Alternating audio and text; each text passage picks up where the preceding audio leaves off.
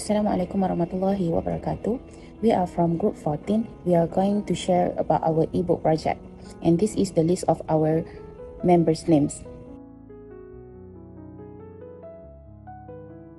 Today I am presenting on Professor Syed Muhammad Naquib Attas, one of the famous influential modern Muslim philosophers who reshaped contemporary discussion on Islamic knowledge, education and civilization by uniquely combining classical Islamic learning with modern philosophical inquiry. So, we chose this scholar because he is leading pioneer who systematically and methodologically conceptualized the idea of the Islamization of knowledge. His thought encompasses a wide range of disciplines, including philosophy, theology, literature, and arts. In Malaysia, through the establishment of major institutions such as ISTAC and the IIUM, his influence extended deeply into Malaysian political and Islamic movement such as Anwar Ibrahim, as well as organizations such as ABIM and GAPIM. On international level, Attas inspired global scholars including Ismail al-Faruqi, who produced the landmark monograph on the Islamization of knowledge. Attas emphasized the crucial importance of adapting an Islamic worldview role in divine revelation. Life history of this scholar. Syed Muhammad Naquib bin Ali bin Abdullah bin Muhsin al-Attas is a prominent contemporary Muslim thinker. He born on September 5, 1531 in Bogor, West Java, Indonesia. He is from Pahlavi family. His family is from amazing family which is linked to Prophet Muhammad SAW. Al-Attas' mother was Sharifah Ragwan Al-Ai Idris, who descended from a noble Sundanese family from Sakupura. Al-Attas is a second of three siblings. His elder brother, Sheikh Hussein Al-Attas, was a sociologist and former vice-chancellor of the University of Malaya. His younger brother, Sheikh Zain Al-Attas, was a chemical engineer and a former lecturer of the Mirrah Institution of Technology, Malaysia. He was born into a family with a history of renowned ancestor and scholar. He received a true education in Islamic science, Malay language, literature, and culture. Continuing to the educational background.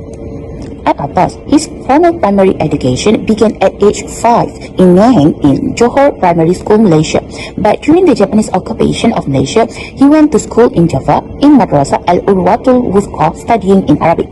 After the World War, he returned to Johor in 1546 to complete the secondary education, first at Bukit Zahra School and then at the English College. After he finished secondary school, he entered the Malay Regiment as cadet officer.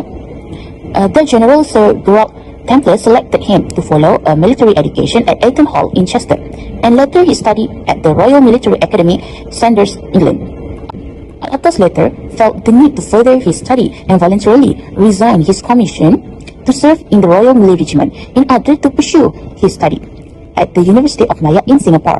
While studying at the University of Malaya, he wrote literary works on Rangkaian Rubaiyat and some aspect of Sufism as understood and practiced among the Malays. He was awarded the Canada Fellowship for 3 years of study at the Institute of Islamic Study at McGill University in Montreal. He received the M.A. degree with distinction in Islamic philosophy in 1562 with his thesis Raniri and the Wujudiyah of 17th century Aceh. Al-Attas then went for his doctoral study to the University of London in School of Oriental and African Studies, where he worked with Professor A.J. Arbery of Cambridge and Dr. Martin Links. His doctoral thesis was a 2-volume work on the mysticism of Hamzah Fansuri. Intellectual development. Syed Muhammad Naquib Attas returned to Malaysia in 1965 and led the literature division at University of Malaya UM.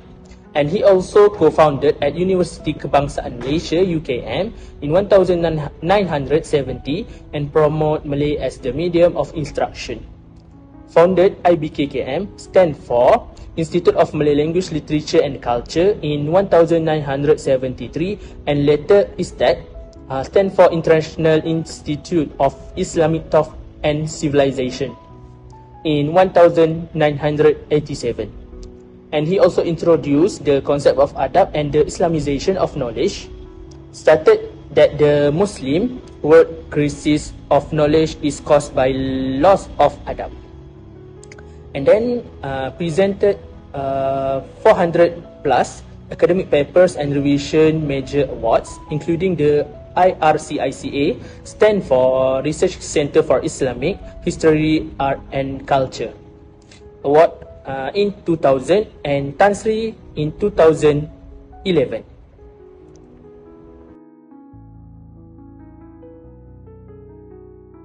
Alright, let's move to scholarly contribution of Prof. Dr. Syed Muhammad Naquib Attas, focusing on his core ideas that shape modern Islamic thought.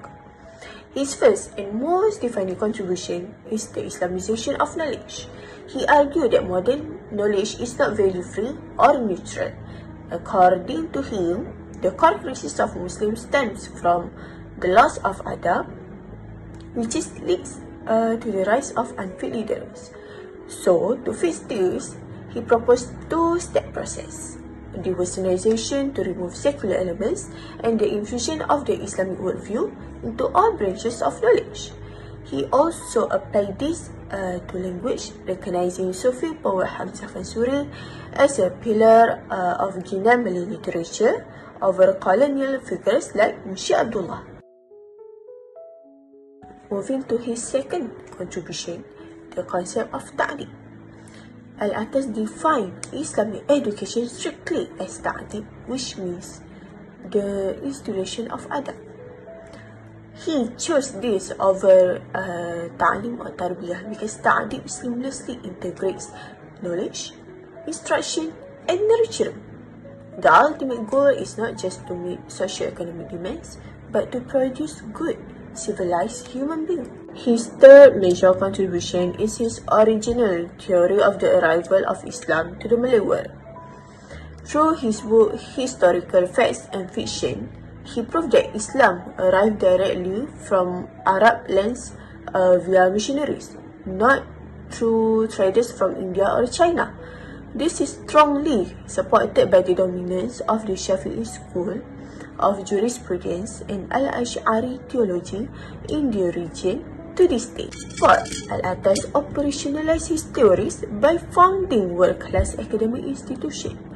He established IBKKM at UKM in 1973 and later founded ISTEC in 1987.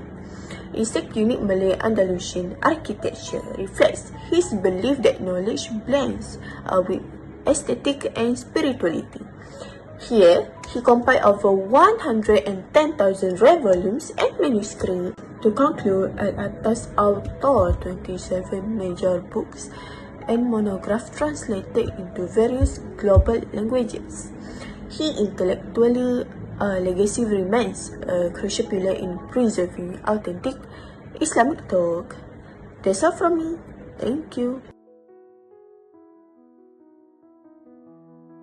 Hi everyone, today I will discuss the significant contributions and relevance of Syed Muhammad Naquib Attas. Here Attas argues that Western knowledge is not neutral because it is heavily based on secularism. We can see that nowadays we are heavily influenced by Western culture, right? Students today are trapped in materialism and social media trends. This is why Attas introduced the concept of loss of adab. It means our society fails to put knowledge and the right leaders in their proper places, leading to moral confusion. Attas offers ta'dib as the ultimate solution for education. If you look at our system book today, it is too exam-oriented. We focus too much on chasing A's and grades, but ta'dib is different. It is about nurturing true human character and spiritual values, so we don't just produce smart people, but good and moral human beings.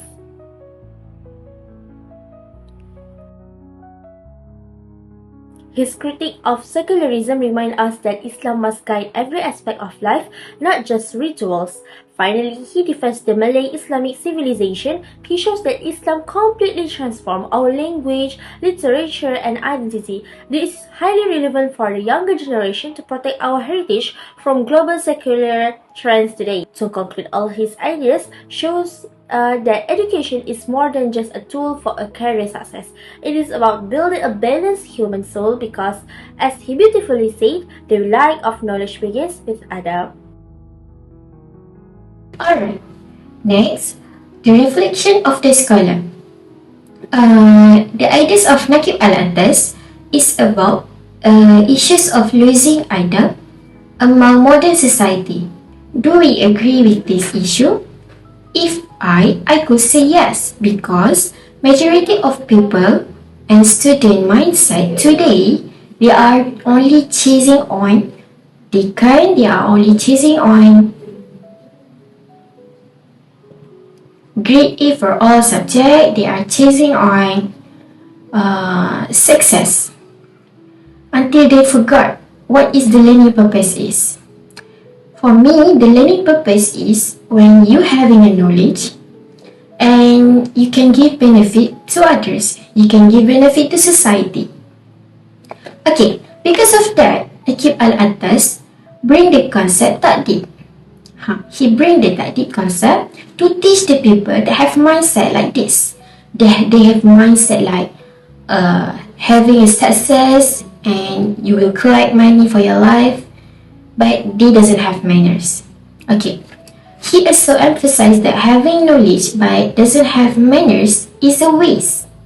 For example, whenever people that study the IT courses and they finish their education, they finish the study, and what happened to the student? If he doesn't have manners, maybe when he have a financial matters, he could do something bad, such as being a scammer or hacker, and that is not good. Okay. Al-Attas also reminded that Islam is not only a religion. Islam is a full guidance of life, including science, philosophy, and language. So, we as students should not just have a study and finish our study without manners. It's not only after we finish our study actually, but in the study era also. For example, we are learning online every week, right? If we have manners, we will sit in front of the camera, in front of the phone, in front of the laptop, to respond what have taught to say and to take the note from the daughter, right?